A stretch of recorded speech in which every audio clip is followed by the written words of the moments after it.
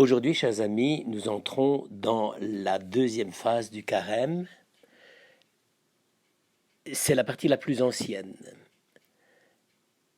Elle commence environ 4 semaines avant Pâques et on va lire de façon continuelle l'évangile de Saint Jean. C'était l'ultime préparation des catéchumènes, sans doute parce que le texte était considéré comme le plus riche à expliquer, à commenter, et pour le faire entrer les candidats au baptême dans le mystère même de la révélation pascale à travers la méditation et la parole de Saint Jean. Toujours est-il que pour aujourd'hui, nous lisons deux textes. Le premier, c'est un texte célèbre, la citation est facile à retenir, c'est Jérémie 31-31.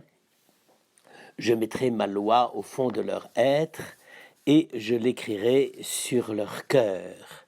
C'est une promesse faite par Dieu solennellement par la bouche du prophète Jérémie qui nous explique comment va s'accomplir vraiment le salut.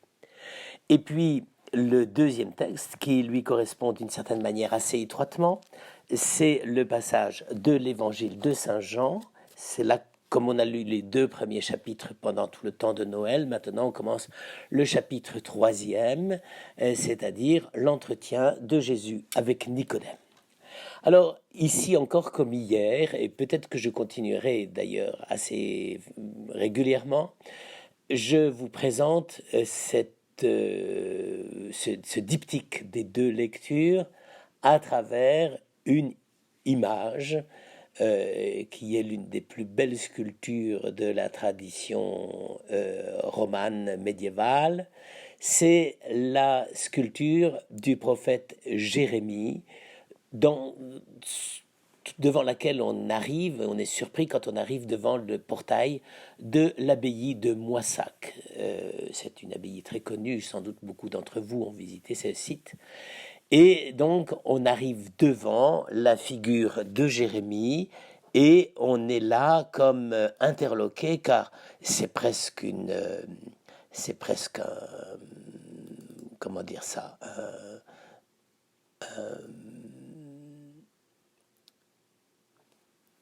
c'est presque une sculpture abstraite, n'est-ce pas? C'est une sculpture moderne, n'est-ce pas? La manière dont le prophète Jérémie est complètement déhanché, etc. Je n'ai mis que la partie supérieure de la sculpture, mais c'est une sculpture très monumentale.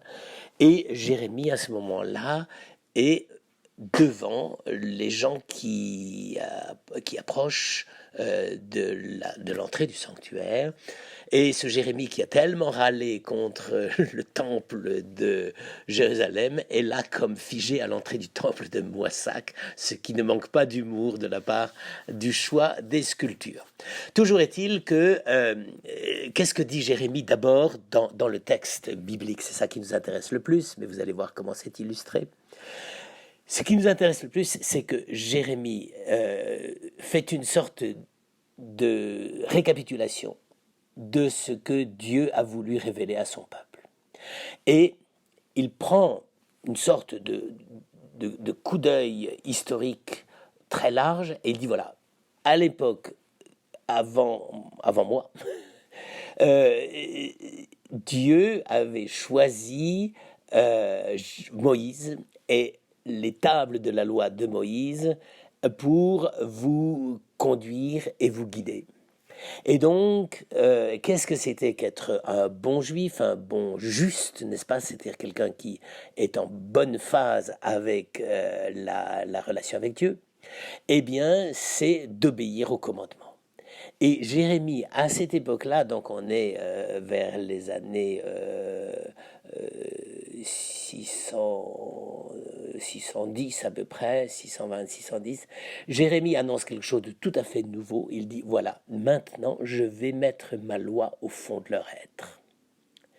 Ça, c'est une révolution qui a bouleversé le judaïsme, n'est-ce pas? C'est ici maintenant le fait de suivre l'alliance avec Dieu, c'est suivre une alliance qui ne relève pas du comportement docile à l'extériorité d'une loi gravée sur la pierre, le commandement ne vient pas de là. Le commandement ne vient pas de la pierre des tables de la loi.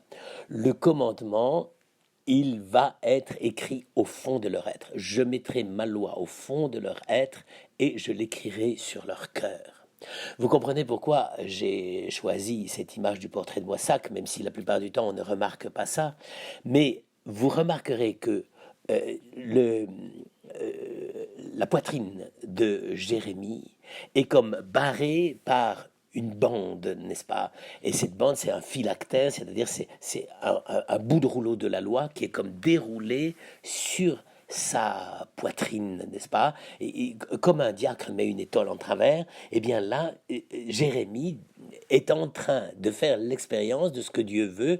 Il va écrire la loi dans Jérémie, et à ce moment-là, Jérémie, de l'autre main, d'une main, tient un petit bout de rouleau qu'il est en train, presque on dirait, de l'enfoncer dans son cœur, parce que c'est Dieu qui lui montre ce qu'il va faire, n'est-ce pas? Autrement dit, Jérémie, dans cette affaire, devient c'est extraordinaire, le coup d'œil du sculpteur qui a sculpté cette statue de Jérémie. C'est que, effectivement, à ce moment-là, Jérémie fait l'expérience lui-même comme prophète, avant de l'enseigner aux autres, il fait l'expérience que Dieu écrit sa loi au fond du cœur de Jérémie pour en faire vraiment un prophète. Vous voyez que c'est une conception de la vie missionnaire assez intéressante. La vie missionnaire, c'est pas de faire du bruit autour de soi. La vie missionnaire, c'est d'abord de faire l'épreuve que la loi de Dieu est inscrite dans nos cœurs. Tout le brouhaha qu'on peut faire autour après, c'est sans doute très important, très intelligent ou très utile dans certains cas, mais c'est d'abord l'inscription de la loi au fond de l'être, au fond du cœur, au fond de l'intériorité. C'est ça qui est la clé de l'affaire, n'est-ce pas? Et alors, on comprend mieux à ce moment-là pourquoi la liturgie a voulu mettre les deux textes en parallèle. D'une part, l'histoire de Jérémie, qui, comme le montre, si je puis dire, le sculpteur de Moissac, est en train de faire l'épreuve de la gravure de la parole de la loi au fond de l'être de Jérémie. À ce moment-là, on a de l'autre côté la rencontre de Nicodème avec Jésus. Nicodème a peur d'aller voir Jésus parce que c'est compromettant vis-à-vis des autorités officielles dont il fait partie d'ailleurs, mais Nicodème arrive et lui dit mais maître, qu'est-ce que je dois faire, etc., pour être effectivement ton disciple. Je sais bien que personne ne peut accomplir les signes que tu fais si Dieu n'est avec lui. Donc Nicodème a bien perçu le sens même de ce qui lui arrive. Il va devant le Christ de nuit parce qu'il a peur. Et à ce moment-là, le Christ lui dit immédiatement, en vérité, je te le dis, si tu ne renais d'en haut. Ici, évidemment, c'est c'est la prophétie de Jérémie poussée au maximum, à l'extrême. C'est-à-dire que ici, c'est non seulement que la loi est inscrite au fond de l'être, mais que la loi fait renaître le disciple comme disciple du véritable Dieu à travers la parole de Jésus. Donc, vous comprenez pourquoi on explique ça aux catéchumènes. C'est parce que c'est tellement important de découvrir qu'on ne peut pas avoir une relation avec Dieu si elle ne naît pas d'abord du surgissement intérieur de cette loi. Et c'est pas simplement qu'on fait de la spiritualité zen ou bouddhiste ou tout ce que vous voudrez. C'est pas de la spiritualité, c'est l'acte même par lequel Dieu fait surgir sa loi et sa parole au fond du cœur des catéchumènes à qui les évêques à cette époque-là, c'était les évêques qui s'occupaient des catéchumènes. C'était pas des délégués. Et donc, c'est là où on voit comment Jésus explique et comment l'Église explique dans sa liturgie à la suite du Christ aux catéchumènes qu'il faut renaître d'en haut. Et ça, évidemment, c'est le cœur même de la naissance baptismale. Donc, Vous voyez, c'est un processus qui est tout à fait remarquable. Contrairement à ce qu'on pense, la préparation au baptême ne s'improvise pas. La préparation au baptême, c'est la manière dont chaque jour on est appelé à découvrir ce surgissement de la loi qui est en train d'être inscrite dans notre être. C'est pour ça qu'on disait que c'était des néophytes, c'était des petites plantes, des nouvelles plantes, des jeunes plants. Eh bien, c'est parce que précisément la loi de Dieu était en train de naître dans leur cœur, non plus sous la forme extérieure d'une loi gravée dans la pierre et qui contraint à l'action, non, la loi qui devient le dynamisme même de la vie croyante de celui qui veut rentrer dans la relation avec Dieu. Enfin, c'est ça, je crois que ça, c'est quand même, vous savez, là, ça ne s'adresse plus simplement qu'à des ecumènes. Hein. Si on n'a pas compris que c'est à nous d'abord que ça s'adresse, et si on n'est pas capable de le réaliser dans notre cœur, c'est même pas la peine, j'allais dire, autant faire des arts martiaux, quoi. C'est le fond du problème, n'est-ce pas, que les disciples de la loi de Moïse aient pu accomplir cette espèce de mouvement dans lequel tout ce qu'ils avaient reçu auparavant, comme de l'extérieur, enfin, quand vous regardez la manifestation de Dieu au Sinaï, c'est toujours des choses prodigieuses, des tonnerres, des éclairs, etc. Et là, tout à coup, Jérémie dit, attendez, tout ça c'est bien, il fallait vous faire comprendre quelque chose, mais maintenant, vous ne pouvez plus le comprendre comme ça. Vous ne pouvez le comprendre que de l'intérieur. Et remarquons-le, et c'est la même chose pour nous aujourd'hui. Si le judaïsme a tenu au-delà de l'exil, c'est parce que Jérémie leur avait dit attention, on risque de partir, et Dieu sait qu'il en a annoncé des catastrophes au peuple juif à son époque, à ses contemporains.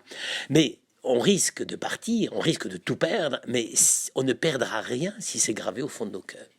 Eh bien, frères et sœurs, je crois qu'aujourd'hui, en abordant cette nouvelle partie de la préparation des catéchumènes et notre propre préparation à Pâques, on ne sait pas comment on va la célébrer, mais en tout cas, on y est préparé. Eh bien, à travers tout cela, c'est quand même vraiment le mystère de notre propre naissance, à travers Jérémie, à travers Nicodème, à travers la parole du Christ, qui nous fait renaître sans cesse, quoi qu'il arrive, de tous les virus qui grouille autour de nous. Alors bonne journée et tenez bon.